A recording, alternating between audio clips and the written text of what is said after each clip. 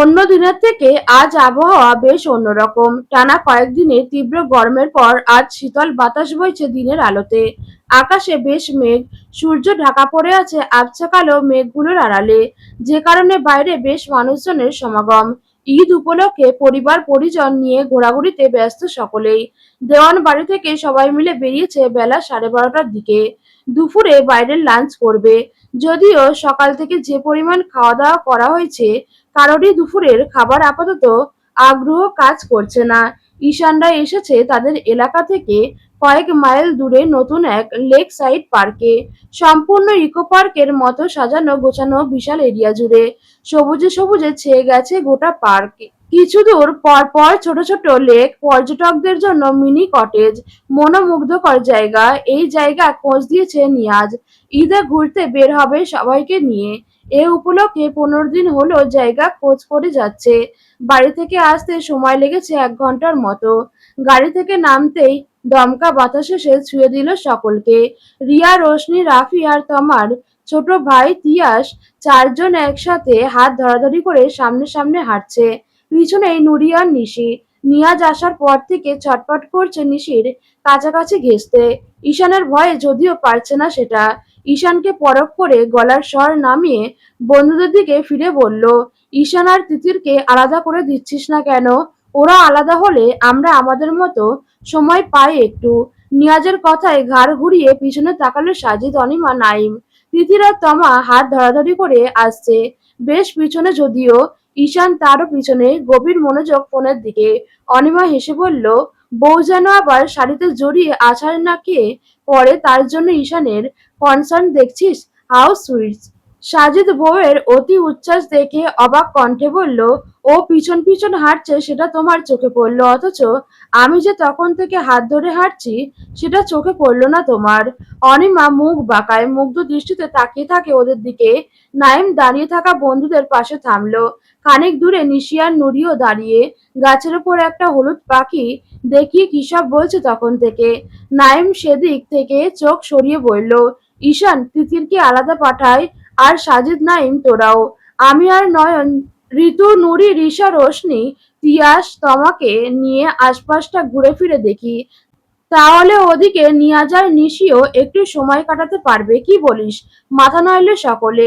নয়ন নিজে নিশি আর নিয়াজ এর বিষয়টা আন্দাজ করলেও শিওর ছিল না। তবে এদের কথায় আজকে নিশ্চিত হলো। মিটিমিটি হাসলো শুধু খানিকটা। মিনিট তিনেক পর তিতির আর তমা এসে পৌঁছলো তাদের কাছে। দাঁড়িয়ে কেন সবাই? তিতিরের প্রশ্নে ঈশান ফোন থেকে মুখ তুলল। সাজিদ ঈশানের দিকে উদ্দেশ্য করে বলল, নতুন কাপলদের একটু কোয়ালিটি টাইম স্পেন্ড করতে দিতে হয়। আমরা সেটা বুঝি। তমা, আমাদের সাথে এসো। তোমার বোন আর দুলাভাই একটু ঘোরাঘুরি করুক। তমা সাজিদের ইশারা বুঝে লাফিয়ে চলে গেল তিতিরের পাশ থেকে। তিতিরের হাত ছেড়ে ঋতুর পাশে এসে দাঁড়ালো। তিতির ইতস্তত করে ঈশানের দিকে তাকালো। ঈশান ভাবলেশীন ভাবে দাঁড়িয়ে। তিতিরের মনে হলো ঈশান সম্ভবত চাচ্ছে না। ধীর গলায় বলল, সমস্যা নেই ভাইয়া, একসাথে থাকি সকলে। সবাই তাকালো ঈশানের দিকে। ওর ভাবলে চিহ্নটা দেখেই যে তিতির ইতস্তত করছে তা বুঝতে পারলে সকলে। তাছাড়া সত্যি তিতির সবার সাথেই ঘুরতে চাচ্ছিল আদতে। তিতির এগিয়ে গেল সবার দিকে। আমি আপনাদের সাথেই থাকবো, চলুন। নিয়াজ অসহায় চোখে তাকালো নাইমের দিকে। ঈশান যতক্ষণ তাদের সাথে থাকবে ততক্ষণ কেউই নিজেদের মতো এনজয় করতে পারবে না। কতগুলো দিন পর নিশিকে বাড়ির বাইরে পাচ্ছে। একটু হাত ধরে হাঁটবে না? হোক নিব্বানিব্বির কারবার। ভালোবাসায় কোনো ম্যাচুরিটি দরকার নেই। নিয়াজের চোখের ভাষা ধরতে পেরে নাইম আরেক দফা জোর করলো ঈশানকে। সবার যুক্তিতে বিরক্ত হয়ে ঈশান তিতিরের কবজি ধরে আচমকা টেনে রওনা হলো অন্য রাস্তায়। হেসে ফেললে সকলে। তিতির ঈশানের ওভাবে চলে যাওয়া দেখে এগিয়ে আসলো নিশি, নুরি। ঈশানরা চোখের আড়াল হতেই নিয়াজ একদম ঘেঁষে দাঁড়ালো নিশির পাশে। গলা নামিয়ে বলল, ময়নার মা, আমার সাথে এসো। নিশি বিরক্ত চোখে তাকালো, দাঁতে দাঁত পিষলো। তোমাকে কতবার বলেছি আজেবাজে নামে ডাকবে না আমাকে? নিয়াজ দাঁতে জিভ কাটলো। এক হাত কানে স্পর্শ করে ক্ষমা চাওয়ার ভঙ্গি করলো। অবশেষে আগের মতোই ঠিক হলো, নিয়াজ নিশিকে নিয়ে যাবে। তবে সাজিদার অনিমা আলাদা যেতে রাজি হলো না। বহু বছরের বিবাহিত জীবন তাদের নতুন স্বামী-স্ত্রী বা প্রেমিক-প্রেমিকাদের মতো লুকিয়ে আলাদা আলাদা প্রেম করা তাদের শোভা পায় নাকি? তাছাড়া ছোট ভাই-বোনগুলোকে এভাবে একা রেখে আলাদা ঘুরবে এটা কেমন দেখায়? ঈশান তিতিরের নতুন দাম্পত্য নিয়াজ নিশির লুকিয়ে প্রেম ওদের না হয় ব্যাপারটাই আলাদা। আজিমপুর কবরস্থানে একটা কবরের সামনে স্থির হয়ে দাঁড়িয়ে আছে ইয়াজ। ঘণ্টাখানেক হলোই দাঁড়িয়ে। বছরের একটা দিনই সে এইখানে আসে। সেটা এই রোজার ঈদের দিন। যেদিন কবরে শুয়ে থাকা মানুষটা শেষ নিঃশ্বাস ত্যাগ করেছিল, ইয়াজ দীর্ঘক্ষণ পরে নড়েচড়ে উঠল এবারে। ঝুঁকে বাঁধাই করা কবরের ওপর থেকে মরা পাতা ডালপালা সরিয়ে দিল সযত্নে। পাশেই বসল হেলান দিয়ে। অনেকদিন পর আসি বলে রাগ করে শু? আমিও রাগ করেছিলাম যেদিন আমাকে ফাঁকি দিয়ে চলে গেলি তুই। বড্ড একা হয়ে গেছি আমি তারপর থেকে। আজ নাকি ঈদ।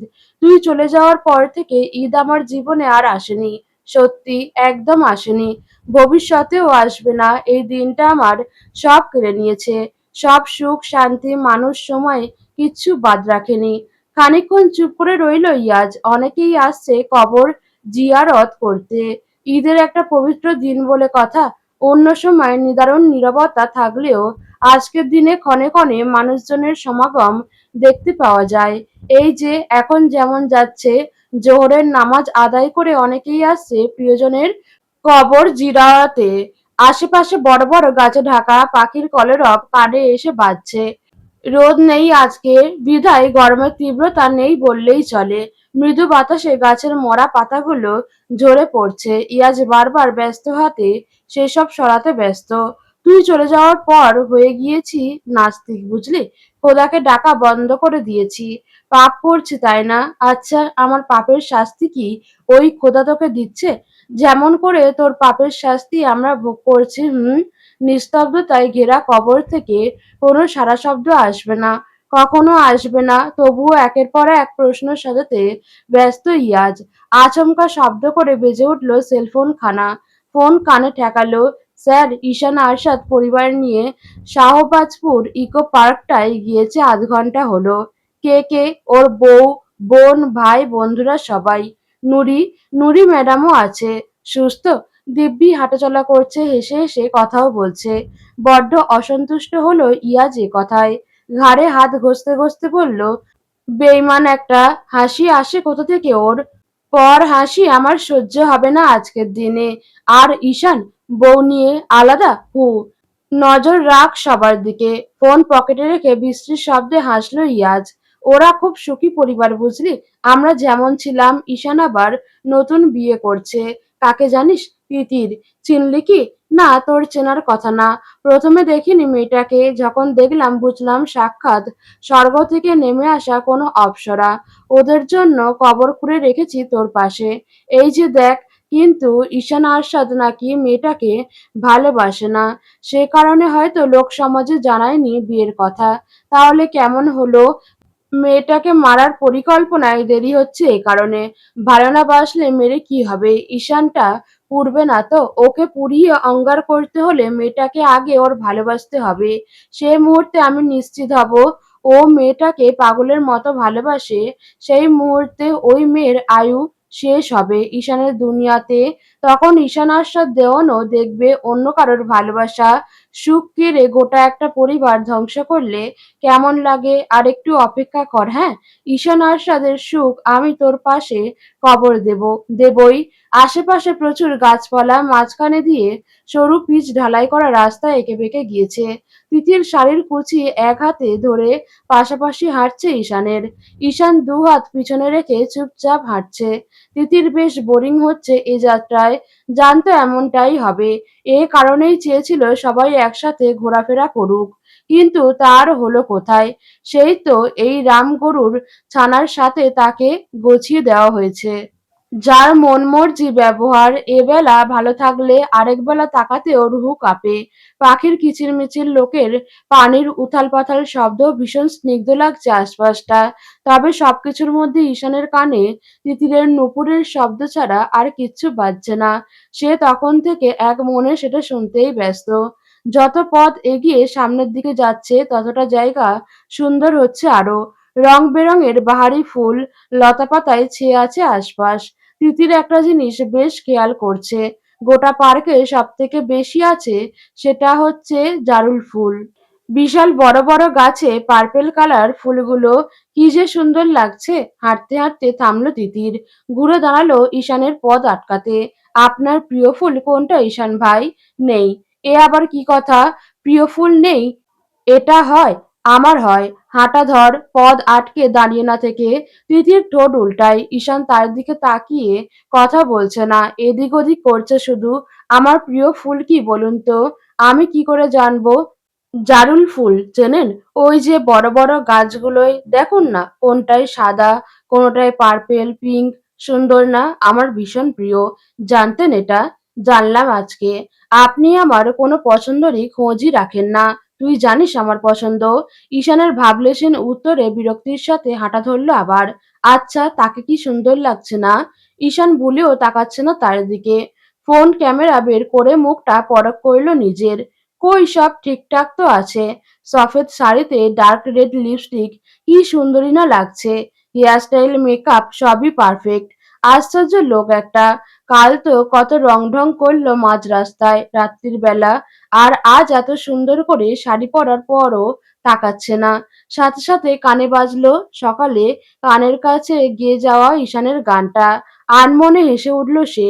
মুখে বলতে ইচ্ছে করলো, কন্ট্রোল হারাবেন জন্য তাকাচ্ছেন না দেওয়ান সাহেব। হু। বেশ এগিয়ে যাওয়ার পর ঈশানের পায়ের আওয়াজ না পেয়ে ঘাড় ঘুরালো। ঈশান বেশ খানিকটা পিছনে, দৃষ্টি ফোনের দিকে, মুখ অত্যন্ত গম্ভীর হয়ে আছে। তিতির এগোতে যাবে তার আগেই পাশ দিয়ে ছুটে গেল একটা খরগোশ। একে একে আরো কয়েকটা দেখা গেল সেটার পিছু পিছু। ঈশান ফোন থেকে মুখ তুলে খেয়াল করলো তিতিরকে। কয়েকটা খরগোশের বাচ্চার পিছু পিছু ছুটছে বাচ্চাদের মতো। ঈশান হাতের ফোন কল বাজছে, কানের ইয়ারপডস গুঁজে হাতের ফোনে সদ্য আসা একজনের ছবিতে মন দিল। কল তুলতেই ওপাশ থেকে উত্তেজিত কণ্ঠ শোনা গেল তার ম্যানেজার অমিতের। বস খবর পেয়েছে ছেলেটার। ঈশান নড়েচড়ে দাঁড়ালো, অমিতকে ওয়েট করতে বলে গলা উঁচিয়ে ডেকে তিতিরকে সাবধান করলো রাস্তা বাদে অন্যদিকে না যেতে। ফোন কানে ধরে বলল, ডিটেলস। ছেলেটার নাম ইয়াজ মির্জা। আপনার ফোনে প্রথম যে মেসেজটা আসে ওই লোকটাই পাঠিয়েছিল। তবে পাঠিয়েছিল সিঙ্গাপুরের এক বুকপাশের এমপ্লয়ির ফোন থেকে। মেয়েটা ওখানে পার্ট টাইম জব করতো।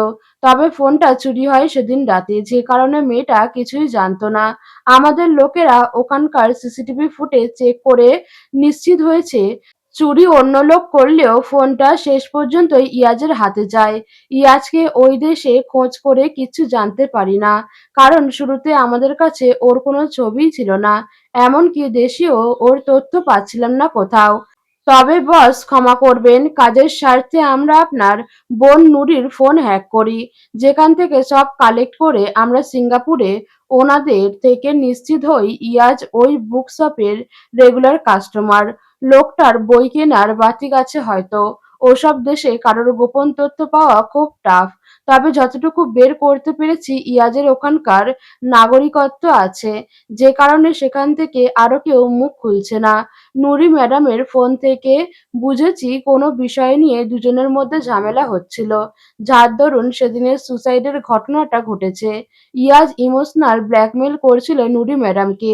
আর ঈশান ভ্রু কুঁচকে শুনে যাচ্ছিল এতক্ষণ সবকিছু। তার অনুমান মোটেই মিথ্যা ছিল না তাহলে। এই ছেলের সাথেই ওর গাড়ির প্রায় অ্যাক্সিডেন্ট হতে যাচ্ছিল। এই রাতে, যে রাতে সে ঢাকা যাচ্ছিল তিতিরকে বাসায় ড্রপ করে হাই রোডের ওপর। তাদের এলাকার এই রাস্তা থেকেই গাড়ি মেইন রোডে উঠেছিল। চেহারা সেদিনই চোখে পড়ে আবছা অন্ধকারে। এরকম গেট আপ আগে কোথায় দেখেছে মনে করতেই খেয়াল হয় এর আগে তার লোকেরা নুরির সাথে একটা লোকের ছবি পাঠিয়েছিল তাকে। দক্ষ চোখ অল্পতে খুঁটিনাটি মনে রাখতে পারে। তাছাড়া তাদের এলাকায় ওই ব্র্যান্ডের কার কারণ নেই, বাইক হোক বা কার ঈশানের ওপরে কারণ নেই। সেখানে ঈশানের সেম ব্র্যান্ডের একটা কার। অমিতের পাঠানো স্পষ্ট অবয়বের ওপর তীক্ষ্ণ দৃষ্টি বুলালো ঈশান। আরো কোথায় দেখেছে একে? ওপাশে অমিত থেমে আছে, বোধহয় ইতস্তত করছে খানিকটা। ঈশান অভয় দিল, বলে ফেলো অমিত। বস, নুরি ম্যাডাম আমার বোনের বয়সী। ওনার বয়সী আমার বোন আছে একটা। আসলে আসলে ওই ছবিগুলো যেটা আপনাকে পাঠানো হয়েছে ওই আমার ফোনে রেখে দিতে হয়েছিল আরো কিছু খোঁজ করার জন্য। আপনার অনুমতি নেইনি তবে খোঁজ পেয়েছি। তোমাকে আমি ভরসা করি অমিত, বলে ফেলো। বস, ছবিগুলো ফেক নয়, ছবিগুলো হোটেল রিভার ভিউ এর। আমরা শহরের সকল হোটেলের বিগত 2 মাসের সিসিটিভি চেক করেছি। আপনাদের বিয়ের 7 দিন আগের ছবি ওগুলো, অর্থাৎ ফেব্রুয়ারিতে। ম্যাডাম সেদিন ভার্সিটি যায়নি। ইয়াস তার আগের দিন রাতে একা উঠেছিল হোটেলে। নুরি ম্যাডাম পরের দিন দুপুরে 12:15টায় যায় দেখা করতে। রিসেপশনে ইয়াজ বলেই রেখেছিল ইয়াজের নাম আমরা পাইনি, তার কারণে সে ওই নামে ওঠেইনি, উঠেছিল একটা ফেক আইডি কার্ড দিয়ে যেটাতে নাম দেওয়া আওনাফ। ওটার সত্যতাও আমরা পাইনি, তবে সে রেগুলার গেস্ট ওখানকার। বিগত 3 বছর যাবৎ আসলেই ওই হোটেলে স্টে করে। নুরি ম্যাডাম 10 মিনিটের জন্য দেখা করতে আসেন। সিসিটিভি ফুটেজ অনুযায়ী বের হয় 13 মিনিট পর। তবে বের হয়ে খুব দ্রুত ছুটে যাচ্ছিলেন। রিসেপশনিস্ট বলেছিলেন নুরি ম্যাডাম কিছুতেই রুমে দেখা করতে যেতে চাচ্ছিলেন না। আমরাও তাই দেখেছি ফুটেজে। বস সম্ভবত ফোর্স করে ম্যাডামকে, তবে ছবিতে যেভাবে দেখানো হচ্ছে স্বইচ্ছায় হলে ম্যাডাম ওভাবে কাঁদতে কাঁদতে বেরিয়ে যেতেন না। তার কিছুক্ষণের মধ্যে ইয়াজকেও আসতে দেখা যায় ছুটে। তবে ততক্ষণে ম্যাডাম সিএনজি নিয়ে চলে গেছেন ওখান থেকে। ছেলেটা এখন কোথায়? এখন সম্ভবত দেশেই আছে। পরিবার এসব কিছু এখনো জানতে পারেনি বস। তবে ওর যে লোক ধরেছি আমরা সে নতুন, বিশেষ কিছু জানে না। পেশা কি, বাড়ি বা বাপ-মা কিছু জানেন এরা? গুড জব, অনেকটা জেনেছো। বাকিটা জলদি ক্লিয়ার আউট করো। বস, এখন তো আর কোনো সন্দেহ রইল না লোকটা নুরি ম্যাডামের জন্য নয়। নুরিকে আমি সামলে নেব। তোমরা কাজ করো দ্রুত। হাতের ফোনে ছবিটা আবার বের করলো ঈশান। ছেলেটা সুদর্শন, ফর্সা চেহারা, বাপাশের চোখের সাইডে কাটা একটা দাগ, যদিও যেটা মোটেই ক্রিমিনালদের মতো লাগে না। স্বাভাবিক ইনোসেন্ট চেহারা, কড়া ভদ্রলোক লাগে। তবে তার আড়ালে লুকিয়ে আছে ভীষণ ম্যানুপুলেটিভ একটা সত্তা। কি কারণে পিছু লেগেছে ঈশানের? 7 জন্মেও ঈশান একে কখনো দেখছে বলে তো মনে পড়ছে না। আশ্চর্য বিষয়, অবশ্য কার সাথে ঠিক কি নিয়ে গুপ্ত বিদ্বেষ তৈরি হয় তা কে বলতে পারে? তার সাথে তো এটা হওয়া স্বাভাবিক। তার কোন ঘটনার খেসারত তার বউকে দিতে হচ্ছে বা হবে সেটাও ক্লিয়ার না সে। তবে এটা পরিষ্কার বিদ্বেষ তার আদতে ঈশানের সাথেই, যার দরুন গুটি বানানো হচ্ছে তার বোনটাকে। তবে তাই যদি হয়, শুরুতে নুরিকে নিয়ে ব্ল্যাকমেল করা হলো না কেন? কেন সেখানে তিতিরকে বসানো হলো? আর বিয়ের রাতের সেই ফোন কল? ঈশানের তীক্ষ্ণ চোখের পাতা ক্রমশ সরু হয়ে এলো। অতীত, ঈশান তিতিরের বিয়ের রাত। কোনো ল্যান্ডলাইন থেকে আসা কল, কপালে চিন্তার ভাঁজ পড়ল ঈশানের। রিসিভ করল ফোনটা। ওপাশে এক মুহূর্তের নীরবতার পর শোনা গেল কণ্ঠ। ছবিগুলো দেখেছিস নিজের বউয়ের? বিশ্বাস হয়নি না? বিশ্বাস হলে ঈশান আরশাদ কবুল পড়তো না, জানি সেটা। এত বিশ্বাস করে ফেলেছিস ওইটুকুন মেয়েকে? প্রেমে টেমে পড়লি নাকি? না, বিশ্বাস করলে নাই। তবে শোন, স্টেট কার্ড একটা কথা জানিয়ে দেই তোকে, তোর বউ হাজি দাসানের সেকেন্ড ইয়ারে ইংরেজি স্টুডেন্ট না। তাকে কাছে পিঠেই একটা গার্লস হোস্টেলে, 6 তলার দক্ষিণের একটা ডাবল বেডের রুমে। ওখানে মিনিট 10-এর মাথায় ওর বাপ চাচার বাড়ি। বাপ মা মরেছে, চাচা আছে। বেচারা মেয়েটাকে নিজের সন্তানের মতো ভালোবাসে। ছেলের বউ করতে চেয়েছিল তো। বাড়ি এসে তোকে বিয়ে করে ফেঁসে গেল বেচারি। তোর কৃতকর্মের ফল ওকে দিতে হবে। আহারে, আহারে। আচ্ছা ধর, ওই ছবিগুলো যদি শহরের আনাচে কানাচে চেপে যায় আজ রাতের মধ্যে, কেমন হবে সেটা? ধরে নে মিথ্যা। ধরতে হবে না, মিথ্যাই তো, তবুও চেপে দিলাম। কাল সকালে দেওয়ানবাড়ির পুতুলটার মান সম্মান কোথায় গিয়ে ঠেকবে বলতো? আরো একটা সারপ্রাইজিং কথা বলি, হ্যাঁ? ছবিটার দুটো ভার্সন আছে। ওটা তুই ঠিক 2-1-এর মধ্যে ধরে ফেলবি। তোর বউ না হলেও আসল ফুটেজের মেয়েটার মান সম্মানও তোর কাছে সমান দামি। তোর বউটা বড্ড আবেগী রে, বাপ মা মরা মেয়ে। ওর কৃতকর্মের দায়ে ওর বড় চাচাটাও যদি গলায় দড়ি দেয়, নিজে দেবে তা কিন্তু বলিনি। ধর আমি কষ্ট লাঘব করতে ঝুলিয়ে দিলাম। লোকটা বড্ড সাদাসিধা জানিস তো। কন্যাসম ভাতিজির এই রূপ দেখে ছি ছি। ঈশান দৃষ্টি রাখল তিতিরের দিকে। বুকের ভিতরটা দুমড়ে মুচড়ে উঠল। ঈশানের স্বাভাবিক মুখ সম্ভবত কঠিন হয়ে এলো, হাতের মুঠো শক্ত করে ফেললো, দাঁত কিরমিরিয়ে উঠল। Don't, I say don't try to do anything wrong with her. ওপাশের ভয়ঙ্কর হাসি শোনা গেল। তোর বউয়ের আগে একবার গাড়ির নিচে চাপা পড়তে গিয়েছিল, আমার লোক ভুলে চাপা দিতে যাচ্ছিল, সময় মতো আমি থামিয়ে না দিলে কি বিচ্ছিরি কাণ্ডটাই না হতো। তবে ওকে না দিয়ে মেরে দিয়েছি পাশের ফুটপাতের ফুলওয়ালির ওপর, মাথার ওপর দিয়ে চাকা চালিয়ে দিলাম। তোর বউ তখন বাচ্চা বাচ্চা, দুপাশে বেনি করে হেলাদুলে স্কুল যায়। 2 মাস পর এসএসসি ওর তখন। মেয়েটার চোখের সামনে দেখলো একটু এদিক সেদিক হলে তার কি হতো, সাথে সাথে মেয়েটার প্যানিক অ্যাটাক হয়ে কি এক অবস্থা, নাকে মুখে রক্ত উঠে মরি মরি ব্যাপার স্যাপার। জানিস না তুই জানবি কি করে? তুই তো তোর সো কল্ড ভালো মানুষই লুকিয়ে লুকিয়ে জাহির করতে ব্যস্ত, পরিবারের থেকেও লুকিয়ে মেয়েটার মাথায় ব্যামো ট্যামো আছে হয়তো। নাকি পাগল, ওরকম কাউকে দেখেনি। ওরকম আরেকটা ধাক্কা পেলে ডাক্তার বলেছে মেন্টাল হসপিটালে পাঠাতে হতে পারে। কি এক অবস্থা বলতো, ভয় না পাইয়ে দেবো নাকি? ঠিকঠাক নিশানায় চাকা তুলে ঈশান আরশাদ দেওয়ান কি ভয় পেল সে কথায়, বুক কাঁপলো হয়তো। অসহায় দৃষ্টি ফেরালো তিতিরের দিকে। তিতির উল্টো হয়ে আছে, মাথা নোয়ালো। নতুন বউ একটু আগে শুরু হওয়া স্বামীর সোহাগে লজ্জায় আড়ষ্ট। একটু পর সে স্বামী নামক ব্যক্তি তাকে হয়তো আরো সোহাগে ভাসাবে, সে ভয়ও খানিক আছে মনে। ঈশানের নিজেকে অসহায় লাগলো এবার। ফোনের লোকটা জবাবের অপেক্ষা করছে। ঈশান গলার আওয়াজ খাদে নামালো, তিতিরের কান পর্যন্ত যাতে না যায় কথাগুলো। এই মুহূর্তে তোর সময় ভালো, খেলা তোর ফেভারে, তাই আমি খানিকটা স্যাক্রিফাইস করলাম। তবে ভাবিস না ভয় পেলাম। ঈশান আরশাদ দেওয়ান তোদের মতো নরকিটকে ভয় পায় না, নিজের জীবনের পরোয়া তো আরই নেই। তবে তোরা তো আবার সামনে থেকে খেলতে ভয় পাস, ছুরি মারিস পেছন থেকে। ওকে, আই অ্যাগ্রিড। তবে আমিও সময় মতো সব বুঝে নেব। ঈশান আরশাদের থেকে কিছু কেড়ে নেওয়া এত সহজ লাগে? তাও আবার সে যদি হয় তার বিয়ে করা বউ। বাকি কথা বলল না ঈশান। ফোন ডাক আর কাউন্টডাউন শুরু কর নিজের। তোর নামে বালি চড়াবো, সেদিনই না হয় আমার উপোস ভাঙবো তোর সামনে। এখন দিলাম সে পবিত্র ফুলটাকে কষ্ট। যা। ওপাশ থেকে অট্টহাসিতে ফাটল লোকটা। বাঁকা কণ্ঠে বলল, কে বলতে পারে কার ফুল শেষমেশ কার বিছানায় সুবাস ছড়ায়? হতে হতে পারে বেড থাকলো তোর পবিত্র ফুলটা, সে বেডে থাকলো। পবিত্র ফুলটাকে ছুঁয়ে দেওয়া পুরুষটা তুই হলি না, কেমন হবে? বর্তমান দীর্ঘশ্বাস ফেলল ঈশান। সেদিনের ওই বাস্টার্ডটা যে ইয়াজার কোনো সন্দেহই রইল না। ইচ্ছে করে নুরির ছবিতে তিতিরের মুখ বসিয়ে পাঠানো হয়েছিল তাকে, যাতে শুরুতে তিতিরকে দেখে একটা বড়সড় ধাক্কা খায়।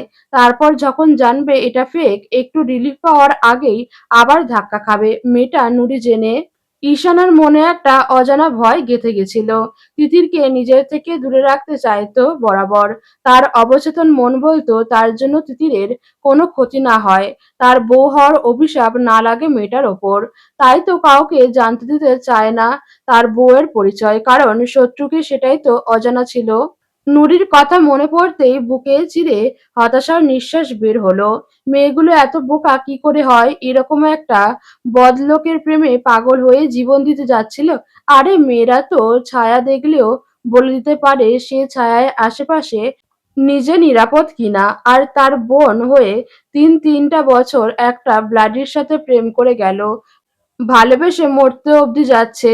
ভালোবাসা একটা মানুষকে অক্ষম করে দেয়, বোধবুদ্ধি লোপ পায় ভালোবাসলে, ঠিক ভুল ভালো মন্দের ফারাক করতে ভুলে যায়, বিশেষত মেয়েরা। নুরির মতো মেয়েরা একজনকে মন প্রাণে ভালোবেসে পাগলের মতো আঁকড়ে ধরে রাখে। ক্রমাগত মনে হয় নিজের ভালোবাসায় সূর্য দেবে সামনের মানুষটার ভুলগুলো। আহ, বোকার স্বর্গে থাকে এক একজন। দল বেঁধে সবাই এটা সেটা দেখতে দেখতে এগোচ্ছে। রিশা রোশনিদের সাথে সাথে তমাও বাচ্চাদের মতো একের পর এক বায়না করে যাচ্ছে। নয়ন বড্ড বিরক্ত মুখে সেসব কিনে কিনে দিচ্ছে। নিয়াজার নিশি তাদের সাথে নেই, খানিক পিছন পিছন হাত ধরাধরি করে আসছে। তমা আর চোখে বারবার দেখছে সেদিকে, আর নয়নের পাশ ঘেঁষছে। নয়ন ভাই, হু, আপনাকে যে বললাম সাদা পাঞ্জাবিটা পরবেন, তাহলে ম্যাচিং ম্যাচিং হবে। নয়ন পরেছিল সাদা পাঞ্জাবি, তবে তিতিরকে সাদা শাড়িতে দেখে ঝটপট পাল্টে নিয়েছে সেটা। তবে মুখ বলল, কাপলরা ম্যাচিং ম্যাচিং পরে, যাদের পরার দেখো তারা ঠিকই পড়েছে। আমরা পড়লে মহাভারত অশুদ্ধ হতো। হতো। আপনি পাল্টে গেছেন নয়ন ভাই, আগে জীবনেও এমন কথা বলতেন না আমার সাথে। হেসে হেসে কথা বলতেন, আজকাল কেমন রুক্ষ ব্যবহার করেন। তোমার মনের ভুল। এখান থেকে বাড়ি ফিরে আবার কারোর সাথে বের হওয়ার প্ল্যান আছে? না। রাতে বের হবেন আমাকে নিয়ে? ঘুরছই তো। রাতের ভিউ আলাদা। বিয়ের পর স্বামী নিয়ে রাতে ঘুরো। বিয়ের পর কি আর রাতে ঘোরাঘুরি করে সময় নষ্ট করার মতো সময় হবে বলুন? নয়নের তীক্ষ্ণ দৃষ্টির সামনে থেমে গেল এবার তমা। মিটিমিটি হেসে মুখ সরালো অন্যদিকে। তার পাশাপাশি হেঁটে চুপ করে থাকবে এটাও হয় নাকি? সে দিলে তবে তো। টানা এতক্ষণ যাবৎ হাঁটাহাঁটিতে অসুস্থ লাগছে নুরির। মাথাটা কেমন বনবন করছে, শ্বাস-প্রশ্বাস দ্রুত চলছে। নাইমের খেয়াল হলো সেটা। ব্যস্ত গলায় বলল, শরীর খারাপ লাগছে নুরি? পাশের একটা বসার বেঞ্চে বসতে বসতে সবার উদ্দেশ্যে বলল, তোমরা ঘুরে এসো, আমি বসছি এখানটায়। নাইম সবার দিকে তাকিয়ে বলল, আমি বসছি ওর সাথে, তোমরা এগোও, ওর ভালো লাগলে নিয়ে আসবো পরে। সবাই খানিকক্ষণ যেতে না চাইলেও নুরির অনুরোধে গেল সকলেই। নাইম হাতের পানির বোতল এগিয়ে দিল নুরিকে। নুরি হাত বাড়িয়ে নিল সেটা। ধন্যবাদ। এখন বেটার লাগছে? হুম। এখানে বসবে নাকি কিছু খেয়ে নেবে? ওপাশে একটা টং ঘরের মতো দেখলাম। চা বিস্কিট আছে হয়তো, দুপুরে না খাওয়ার জন্য হয়তো অস্থির লাগছে। নুরি মৃদু হাসলো। খোলা চুলগুলো দুর্বল হাতে খোপা করতে গেল। হাতের ব্যথায় মুখ কুঁচকে এলো, দাঁতে দাঁত চেপে খোপা করে নিল। মিহি গলায় বলল, অস্থির অনেক কারণে হই আমরা নাহিম ভাই। শরীরের জ্বর অনুভূত করা যায়, মনেরটা না। নাইম কিছু বলল না। উঠে দাঁড়ালো। বসো কেমন, আমি দেখছি দোকান থেকে কিছু পাই কিনা। ঈশান কোণে ঘন কালো মেঘে ছেয়ে গেছে আচমকা। সাত পাঁচ ভেবে ভেবে আর তিতিরের পিছু পিছু আস্তে আস্তে বেশ ভিতরের দিকে চলে এসেছে ঈশান আর তিতির। তিতির তখন থেকে এক একটা পাখি প্রাণী দেখছে আর সেসবের পিছনে অনুসরণ করছে। ঈশানও ইয়াজের কথা ভাবছে গভীর মনোযোগে। কখন যে এতটা ভেতরে চলে এসেছে খেয়ালই করে ওঠেনি। আকাশে মেঘের গুড়গুড় শব্দ খেয়াল হলো। আশেপাশে বেশ অন্ধকার নেমে এসেছে কয়েক সেকেন্ডের মধ্যে। তিতির খানিকটা সামনে ছিল তার। শব্দ পেয়ে শাড়ির কুচি উঁচিয়ে দ্রুত চলে এলো ঈশানের কাছাকাছি। চলুন চলে যাই, আয়। তিতির হাত ধরে এগোতে শুরু করলো ঈশান। মেয়েটা খোঁড়াচ্ছে। ঈশানের গতির সাথে পাল্লা দিতে না পেরে ছটফট করছে। তবে আকাশের পরিস্থিতি দেখে মুখে কিছু বলল না। ঈশান আচমকা দাঁড়ালো, নিচু হয়ে বলল, জুতো জোড়া খোল। হ্যাঁ, তোকে কোলে নিয়ে ছুটতে আমি পারবো না। ধীরে সুস্থে হেলে দুলে হেঁটে যাওয়ার সময় সম্ভবত না। জুতো খুলে হাতে দে, জোরে হাঁটতে পারবি। তিতির শুনল, দ্রুত জুতো খুলে ফেললো। ঈশান তিতিরের হাত থেকে জুতো জোড়া খুলে হাঁটা শুরু করলো। তবুও সমস্যা হচ্ছেই, একে তো শাড়ি পরা। ঈশানও বারবার রাস্তায় খেয়াল করছে কোনো পাথর বা কাঁটা জাতীয় কিছু আছে কিনা। তার এত বড় জুতো ওইটুকু পায়ে মোটেই হবে না। এটা পরে আরো হাঁটতে পারবে না। সাজিদ অনিমারা সকলে হুড়মুড়িয়ে ঢুকলো স্থানীয় এক রেস্তোরাঁয়। বেলা সবে 3:30। অথচ দেখে মনে হচ্ছে রাত হয়ে গেছে। একে তো ইকো পার্কের গাছপালার চোটে দিনের আলোতেই চোখ পড়ে না কিছু। তার ওপর কালো মেঘে ঢেকে গেছে চারপাশ। নিয়াজ ও নিশিকে নিয়ে এসে ঢুকলো। আশেপাশে তাকালো। রিশা, রোশনি, রাফি আর তিয়াসকে ঋতু আর তমা আগলে আছে। বাচ্চারা বেশ ভয় পাচ্ছে। অনিমা সাজিদ ব্যস্ত ভঙ্গিতে কাউকে কল করছে। খেয়াল হলো নুরি নাইম এখানে নেই। ঈশান আর তিতির তো আলাদাই ছিল ও বেলা থেকেই। নিশি ব্যস্ত গলায় বলল, নুরি কোথায়? চতুর্থবারের মতো কেটে গেল নাইমের কল। সাজিদ বিরক্ত গলায় বলল, নাইমটাও না। কাজের সময় এদের এক একটার নাগাল পাওয়া যায় না। অনিমা নিশিকে সান্ত্বনা দিয়ে বলল, নাইম আছে নুরির সাথে। নুরি অনেকক্ষণ হেঁটে ক্লান্ত হয়ে গিয়েছিল বিধায় ওয়েট করছিল একটা বেঞ্চে বসে। নাইমও থেকে গেছিল ওর সাথে। আমরা অন্য রাস্তায় এসেছি। ওদের সাথে পথে আর দেখা হয়নি, চলে আসবো জলদি। রেস্তোরাঁয় লম্বা একটা টেবিলে বসলো সকলে। ছোটদের খিদে পেয়ে গেছে, খাবারের অর্ডার করে ওদের জন্য অপেক্ষা করা ছাড়া আর কি বা করার আছে। কারোর জন্য চিন্তার কিছু নেই। নুরির সাথে নাইম আছে আর তিতিরের সাথে তো স্বয়ং ঈশান আরশাদ। আপনি নুরি? কর্কশ একটা কণ্ঠে চমকে পেছনে তাকালো নুরি। কালো দুটো লোক তার অদূরেই এসে দাঁড়িয়েছে। নুরির লোকটাকে দেখে ভীষণ ভয় করল। কেন জানি নাইম নেই এখানে, পানির বোতল কিনতে গেছে। এই শুনশান জায়গায় এমন ডাকাতের মতো চেহারায় লোককে দেখে ভয় পাওয়াটাই স্বাভাবিক। নুরি কিছু বলার আগেই লোকটাই সামনে চলে এলো। একই কর্কশ কণ্ঠে বলল, ইয়াজ ভাইয়ের বন্ধু আমি, ফরেস্টে চাকরি করি। ইয়াজের নাম শুনতেই চমকে উঠল নুরি। সাথে সাথে সামনের মানুষ তিনজন কে দেখে একটা কথাই সবার আগে মাথায় এলো, এরা নিয়াজের বন্ধু। এরকম ছেলে পেলে, যদিও কাউকে দেখে জাজ করার স্বভাব ভালো নয়, তবুও নুরির এটাই মাথায় এলো। তিনটে ছেলের হাতেই জ্বলন্ত সিগারেট। আর একটু এগিয়ে আসতেই শটানে উঠে দাঁড়িয়ে দু কদম পিছিয়ে গেল নুরি। নাইমকে খুঁজলো তার অসহায় চোখ। ছেলেগুলো কেমন চোখে তাকিয়ে আছে, মোটেই স্বাভাবিক লাগলো না সে দৃষ্টি। ঘুরতে এসেছেন বুঝি ফ্যামিলির সাথে? জি। তারা কোথায়? দোকানে আসছে। আমরা তো দেখলাম পার্কের ফ্রন্টে রেস্টুরেন্টে বসে খাওয়া-দাওয়ার আসর জমিয়েছে। আপনাকে পৌঁছে দেই চলুন। দু কদম এগোতেই চোখে পড়ল নাইমকে। ভ্রুজোড়া কুঁচকে ফেলেছে ছেলেগুলোকে দেখে। নাইম এসে সোজা দাঁড়ালো নুরির পাশেই। ছেলেগুলোর দিকে তাকিয়ে গম্ভীর গলায় বলল, কি চাই? আপনি? যেই হই। আপনাদের কাজ কি? ভাবিকে পৌঁছে দিতে চাচ্ছিলাম। ছেলেগুলোর নির্বিকার উত্তর আর ভাবির ডাকে গা জ্বলে গেল নাইমের। মুখে কিছু বলল না। নুরির হাত ধরল আচমকা। এই প্রথম স্পর্শ করল সে নুরিকে। স্পর্শ করে নিজেই টের পেল বুকের ধুকপুক শব্দ। আমি আছি ওর জন্য, আপনারা যেতে পারেন। নাইম দাঁড়ায় না, নুরিকে এক প্রকার টানতে টানতে নিয়ে সরে আসে সেখান থেকে। ওদের আশ্চর্য করে ছেলেগুলো পিছু নিল না। অন্ধকারে ছেয়ে গেছে আশপাশ। শুধু সময়ের অপেক্ষা ঝড় উঠে আসার। এরই মধ্যে দু চার ফোঁটা বৃষ্টির পানি গায়ে এসে পড়তেই গতি বাড়ালো নাইম। পাশেই একটা টং ঘরে এসে দাঁড়ালো নুরিকে নিয়ে। এতক্ষণ ভয়ে ভয়ে নাইমের সাথে আসলেও এখানে এসে হাত ছাড়িয়ে নিল ঝটকা টানে। নাইম দেখেও দেখল না, পাশ থেকে বসার জন্য টুল এগিয়ে দিল। বৃষ্টির গতি বেড়েছে এখন। নুরির মাথায় মানুষ তিনজন ক্রমাগত ঘুরছে। তারা ইয়াজের বন্ধু পরিচয় দিল।